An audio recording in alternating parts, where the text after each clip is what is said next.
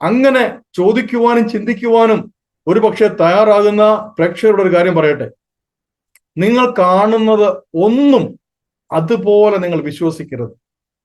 നിങ്ങൾ കാണുകയും കേൾക്കുകയും അനുഭവിക്കുകയും ചെയ്യുന്നത്, ഞാൻ എടുത്തു പറയുന്നു, അനുഭവിക്കുകയും ചെയ്യുന്നത് വിശുദ്ധ വചനമാകുന്ന മായമില്ലാത്ത പാലിൽ ഇട്ട് പരിശോധിച്ച് നോക്കിയിട്ട് മാത്രമേ നിങ്ങൾ സ്വീകരിക്കാവൂ.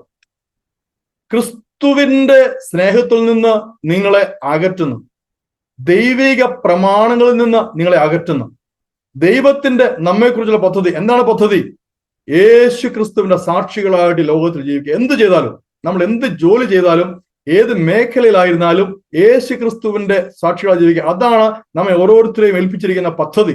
അത് ചെയ്യുവാൻ കഴിയാത്ത ഒരു ജോലിയിലേക്ക് നിങ്ങളെ ഒരു പ്രവാചകൻ പ്രവചിച്ചാക്കിയെങ്കിൽ ആ പ്രവചനം ദൈവത്തിൽ നിന്ന് ഉള്ളതല്ല. വ്യക്തമായിട്ട് കേട്ടുകൊള്ളണം. സ്തോത്രം.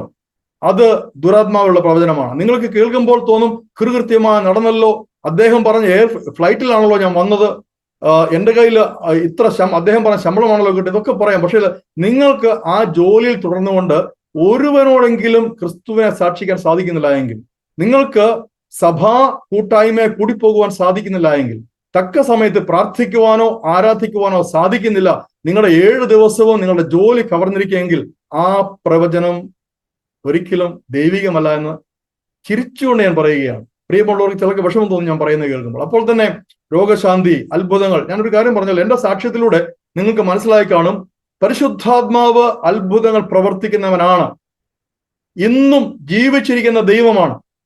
സ്തോത്രം. ചിലർ പറയും പോലെ ഇന്ന് അത്ഭുതങ്ങളോ അടയാളങ്ങളോ നിന്ന് പോയിട്ടില്ല. ദൈവം ഇന്നും ജീവിക്കുന്ന ദൈവമാണ്, ഇന്നും സംസാരിക്കുന്ന ദൈവമാണ്. ചിലർ ചോദിക്കും ദൈവം എങ്ങനെ സംസാരിക്കുന്നത്? ഇന്നും സംസാരിക്കുന്ന ദൈവമാണ്. തന്റെ മക്കളോട് ഹൃദ്യമായി ഇടപെടുന്ന ദൈവത്തിലാണ് നമ്മൾ വിശ്വസിക്കുന്നത്. പക്ഷേ അപ്പോൾ തന്നെ ദൈവമക്കൾ മറന്നു പോകരുത്. ഗലാത്യ ലേഖനത്തിൽ ഒരു പദമുണ്ട്, വഞ്ചിക്കപ്പെടരുത്. പിശാചിനും ഇത് തന്നെ ചെയ്യുവാൻ സാധിക്കും, ദുരാത്മാക്കൾക്കും ഇത് തന്നെ ചെയ്യുവാൻ സാധിക്കും. ഒന്നുകൂടെ കടത്തി പറയട്ടെ, മനുഷ്യനും ഇത് തന്നെ ചെയ്യുവാൻ സാധിക്കും. മനുഷ്യന് സിദ്ധികൾ വർദ്ധിപ്പിച്ച് കഴിവുകൾ ഉണ്ടാക്കി ചെയ്യുവാൻ സാധിക്കും. 3, മാജിക്കിലൂടെ മനുഷ്യന് നിങ്ങളെ പറ്റിക്കുവാൻ സാധിക്കും. അതുകൊണ്ട് ഇന്നത്തെ കാലയളവിൽ നമ്മൾ ജീവിക്കുന്ന ഈ ചുറ്റുപാടിൽ ധാരാളം അത്ഭുത രോഗശാന്തിക്കാരും ധാരാളം അത്ഭുതം പ്രവർത്തിക്കുന്നവരും പ്രവചിക്കുന്നവരും ഒക്കെയുണ്ട്. ദൈവമക്കളെ, ഞാനൊരു കാര്യം പറയട്ടെ, അവരുടെ പിന്നാലെ പോകരുത്. ഞാനൊരു കാര്യം പറയുകയാണ് വ്യക്തമായിട്ട്, അത്ഭുതങ്ങളും അടയാളങ്ങളും ഒരുവനെയും ദൈവത്തിങ്കിലേക്ക് നയിക്കുന്നില്ല. പിന്നെ എന്താണ് ദൈവത്തിങ്കിലേക്ക് നയിക്കുന്നത്? കർത്താവ് മത്തായിയുടെ സുവിശേഷം 13-ാം അധ്യായം നിങ്ങൾ വായിക്കുമെങ്കിൽ അവിടെ ഒരു കാര്യം എഴുതിയിട്ടുണ്ട്. ഹല്ലേലൂയ. അവൻ പ്രവർത്തിച്ച അത്ഭുതങ്ങൾ സ്വീകരിച്ച് മാനസാന്തരപ്പെടാത്ത 2 ദേശങ്ങളെ കർത്താവ് അവിടെ ശപിക്കുന്നുണ്ട്. സ്തോത്രം. സോറും സിദോനും. അവർക്ക് സോദോം ഗൊമോറയേക്കാൾ വലിയ ന്യായവിധി ഉണ്ടാകുന്ന പറയുന്നത്. കാരണം എന്താണ്? അവിടെ കർത്താവ് അത്ഭുതങ്ങൾ പ്രവർത്തിച്ചു, പക്ഷെ അവർ മാനസാന്തരപ്പെട്ടില്ല. അപ്പോൾ ദൈവിക അത്ഭുതങ്ങളുടെ ഒരൊറ്റ ഉദ്ദേശമുള്ളത്, അത് സ്വീകരിക്കുന്നവൻ, അത് അനുഭവിക്കുന്നവൻ മാനസാന്തരപ്പെടണം. അപ്പോൾ എവിടെ മാനസാന്തരം പ്രസംഗിക്കപ്പെടുന്നില്ലയോ, എവിടെ മാനസാന്തരപ്പെടുവാൻ ആഹ്വാനം നടത്തുന്നില്ലയോ, അത് എത്ര വലിയ കുരിശി വെച്ച പള്ളിയാണെന്ന് പറഞ്ഞാലും അവിടെ പ്രവർത്തിക്കുന്നത് പരിശുദ്ധാത്മാവല്ല.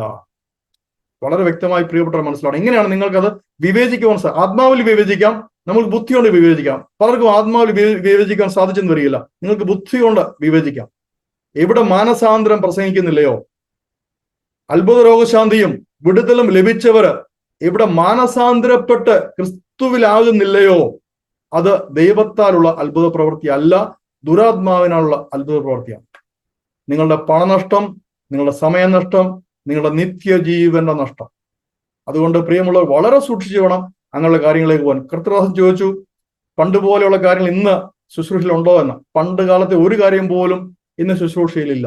എന്നോട് പ്രവചിക്കാൻ എന്നെ പലരും വിളിക്കുന്നുണ്ട്, പ്രവചനം അറിയാം. ഞാൻ അവരോട് പറയും, കർത്താവ് എന്തെങ്കിലും പറഞ്ഞാൽ പറയാം, അല്ലെങ്കിൽ ഇല്ല.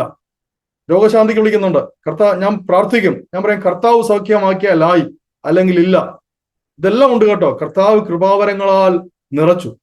പ്രത്യേകമായിട്ട് പലർക്കും ഇല്ലാത്തതും, എന്നാൽ ഞാൻ നിങ്ങളോട് പറയുന്നത് ആഗ്രഹിക്കണമെന്ന് പറയുന്ന ഒരു കൃപാവരം, ആത്മാക്കളെ വിവേചിക്കാനുള്ള കൃപാവരം. എനിക്കത് പണ്ടില്ലായിരുന്നു. എന്നെ കർത്താവ് നിറച്ചിരിക്കുന്ന ശക്തമായ ഒരു കൃപാവരമാണ് ആത്മാക്കളെ വിവേചിക്കാനുള്ള കൃപാവരം. ദൈവമക്കളെല്ലാം അത് പ്രാപിക്കണം. അതുകൊണ്ട് പൗലോസ് പറയുന്നത്, ശ്രേഷ്ഠവരങ്ങളെ വാഞ്ചിപ്പീൻ. പ്രവചനവരം നിങ്ങൾ വാഞ്ചിക്കണം.